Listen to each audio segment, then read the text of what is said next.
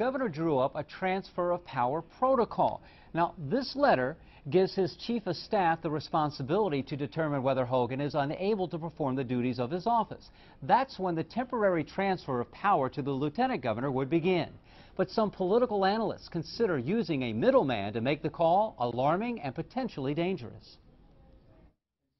Craig Williams, the governor's chief of staff, is being granted extraordinary and unprecedented power. He will decide whether and when to transfer the powers of the governor's office to the lieutenant governor. It's potentially dangerous, and it's certainly not the way the Constitution reads. Back on June 16th, Larry Hogan drew up a protocol that gives his chief of staff sole and absolute discretion to determine whether the governor is unable to perform the duties of office.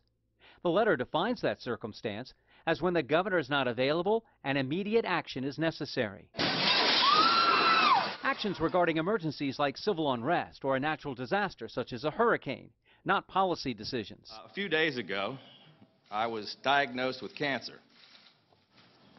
It's an aggressive B-cell non-Hodgkin's lymphoma. The governor's cancer treatment requires hospital stays for days at a time and chemotherapy around the clock.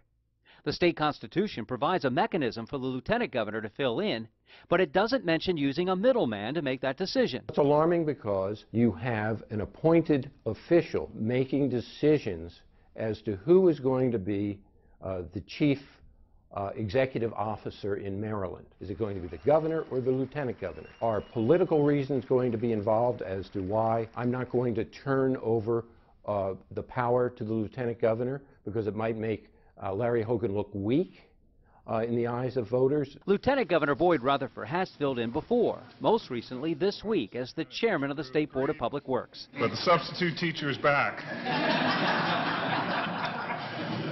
And with a new lesson plan. Frank DiFilippo, Governor Mandel's chief of staff, calls Hogan's move unprecedented and potentially unconstitutional.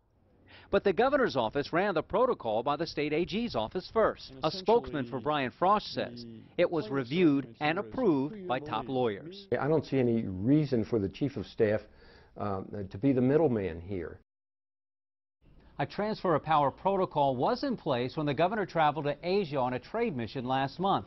Now, the governor's office issued a statement saying, quote, "This is a constitutional, legal, and common sense procedure that is put in place to ensure that a decision can and will be made in the case of an emergency.